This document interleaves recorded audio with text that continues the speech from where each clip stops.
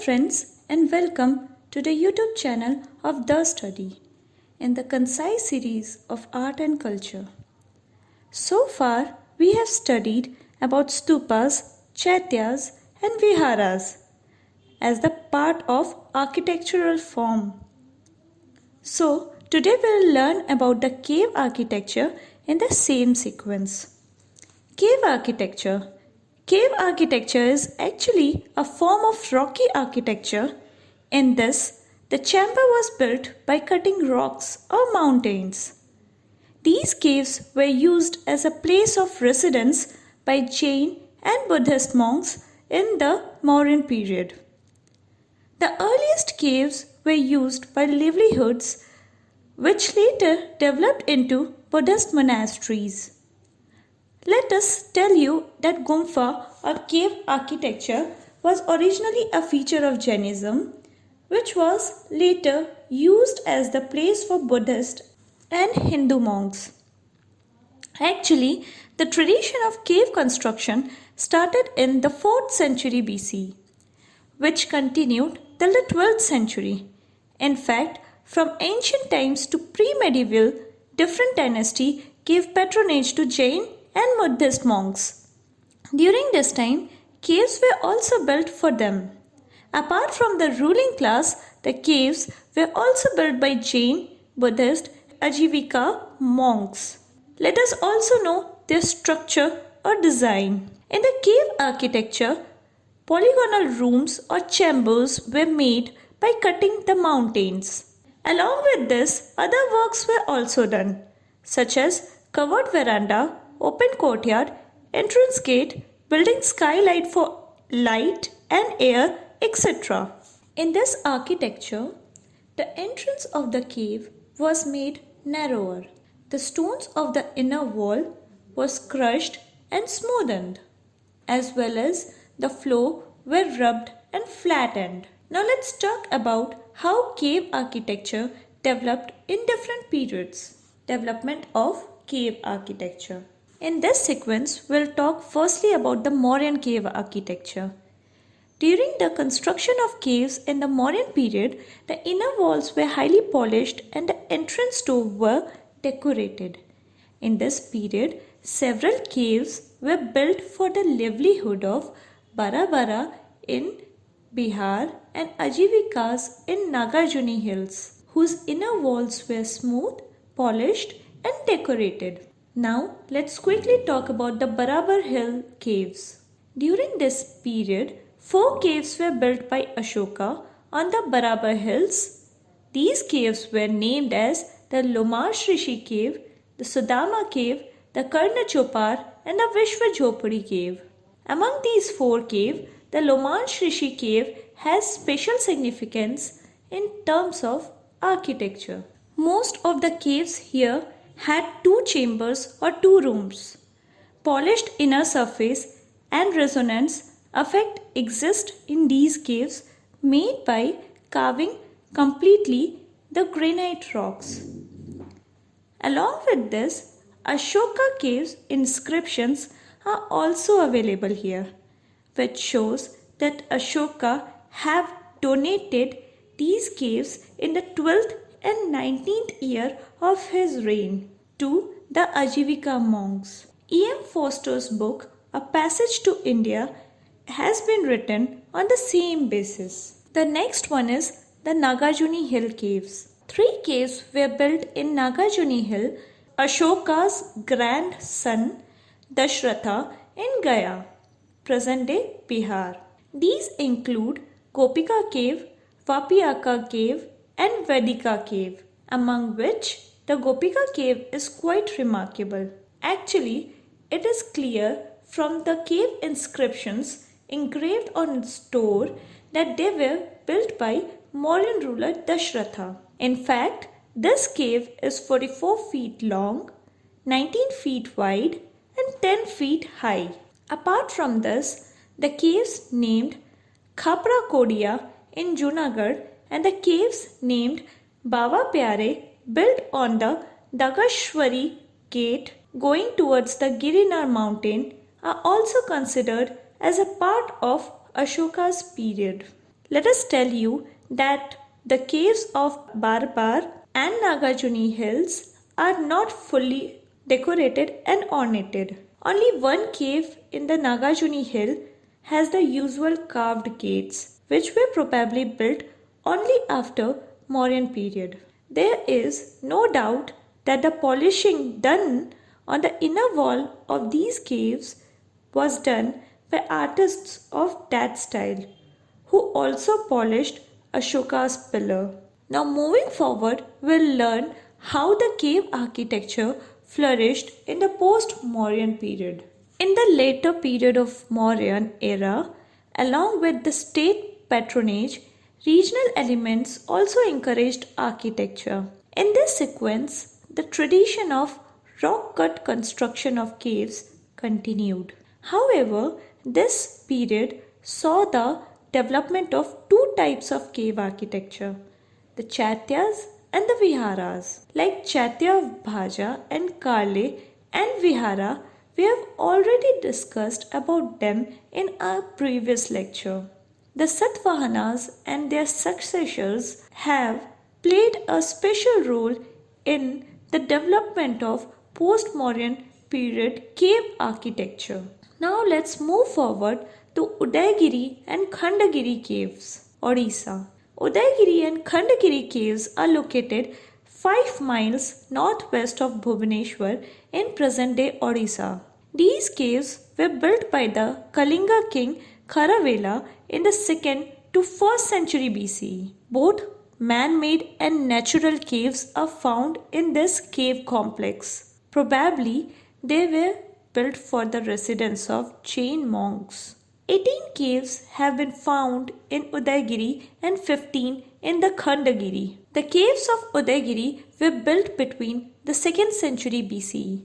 These caves are famous for the Hathi Gufa inscriptions of King Kharavela engraved in the Brahmi script. This inscription describes the life character of King Kharavela and the military campaign undertaken by him. For example, it is clearly written in the inscription that King Kharavela built rock houses for Jain monks at Kumari Parvat, the ancient name of Udagiri, Khandagiri, in the 13th year of his rule. Kharavela himself was also a follower of Jainese cult. There is also the Rani Cave, which is 2-storied and is the largest one and most ornated cave in size. The second largest cave is the Ganesh Cave. Apart from this, the Manchpuri Cave, the Ravi Cave and the Vyagra Cave are the major attractions over here. The caves of Khandagiri are small in size. Among them, Navmuni Cave, Devasabha Ananta Cave are the major attractions over here. Now let's talk about the Nashik Cave. The cave of Nashik were built from the 1st century BCE to the middle of the 3rd century. In fact, these caves are a group of 24 Buddhist caves, also known as Pandavaleni. They belong to the Hinayana Buddhist branch, which used symbols of Lord Buddha such as the thrones, footprints, etc. But over time, they also had the influence of Mahayana Buddhist branch, which also produced statues of Buddha which represent Lord Buddha in a human form. Now moving forward, we'll talk about Gupta cave architecture. From the point of view of the development of architecture, the Gupta period is called the era of cultural achievements. Buddhist and Jain art reached its peak during this period. Despite the Guptas being influenced by Brahmins, the cave architecture continued during the Gupta period. Now, in this period, murals were used on the walls of caves. The Ajanta, Ellora, Udagiri and Taiga caves in the Gupta caves are the finest example of cave architecture. So let's gather information about some major caves over here. The Ajanta Caves. As in previous lecture, Ajanta Caves have been mentioned briefly. Today again, we'll take a closer look at it. In fact, Ajanta is a series of rock-cut caves on the Shyadri ranges on the banks of Waghora River near Aurangabad district in Maharashtra. There are 29 caves in this cave series, 25 of which have been built as viharas and 4 as chaityagrihas or prayer halls. The construction of these caves is believed to be from the 2nd century BCE to the mid of 650 CE. The Ajanta Caves have gone through amazing paintings by Buddhist monks under the patronage of the Vakataka kings. These paintings were painted with fresco painting techniques. Indeed, the fresco painting techniques involves plastering on wet clay on the walls. These caves depicting naturalism have been painted by obtaining colors from local vegetation and minerals, the entire outline of which was made in red color. The main theme of the paintings of these caves is Buddhism, which depicts the life of Buddha and the Jataka tales. For example, in cave number 26, Mahaparinirvana of Buddha and Nagaraj and his wife are depicted in cave number 19, Ellora Caves. The Ellora Caves, located about 100 kilometers from Ajanta Cave in Maharashtra, are another important site of cave architecture. These caves are new compared to the caves of Ajanta. In fact, Ellora Caves are a group of 34 caves, out of which 17 caves are Brahmin or Hindu styled, 12 caves are Buddhist styled, and 5 caves belong to Jainism. As we had discussed in the past, they were constructed by various artisan groups from Vidarbha, Karnataka, and Tamil Nadu between 5th and 11th centuries, due to which the architectural diversity in these caves is also visible. Hindu and Buddhist. The caves were built by the Rashtrakuta rulers and the Jain caves were built by the Yadav rulers. Cave 10 of these caves is known as the Vishwakarma cave. Here Lord Buddha is engraved in the Dharma Chakra posture and the Bodhi tree on his back. In this sequence, cave number 14 is famous as Ravana's trench and cave number 15 as the Shavatar temple. The Kailashnath temple of cave number 16 is the most important place in Ellora Caves. It also was built by Rashtrakuta ruler Krishnavarma. It was constructed by cutting only one rock, that is the monolith. This temple was full of puja griha, huge hall, entrance gate, conceptual pillars, small temples and monasteries. The entire temple was decorated with small and big goddess statues and scenes, the beauty of which is rarest among any other places in Indian art. The Bagh Caves. The Bagh Caves were constructed between the 5th and 6th centuries on the Vindhya mountain range on the banks of river Baghini in Madhya Pradesh. These are a group of 9 Buddhist caves which belongs to Mahayana Buddhist tradition.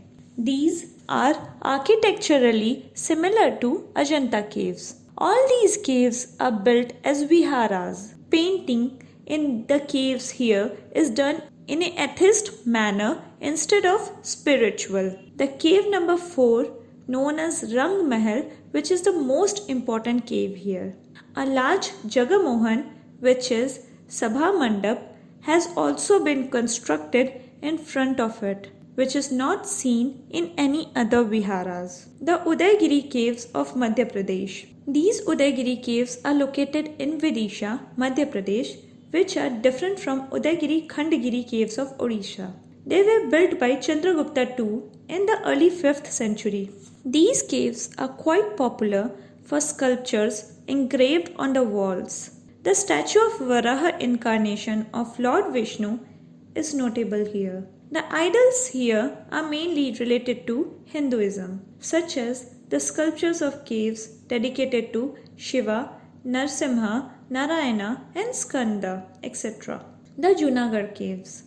The Junagar Caves are the Buddhist caves located in Gujarat. 3 different types of sites are found here: Khapada Kodia, Baba Pyare and Upperkot. In fact, the presence of a 30-foot tall city fort in front of the place of prayer is the major feature here, which is called the Upperkot.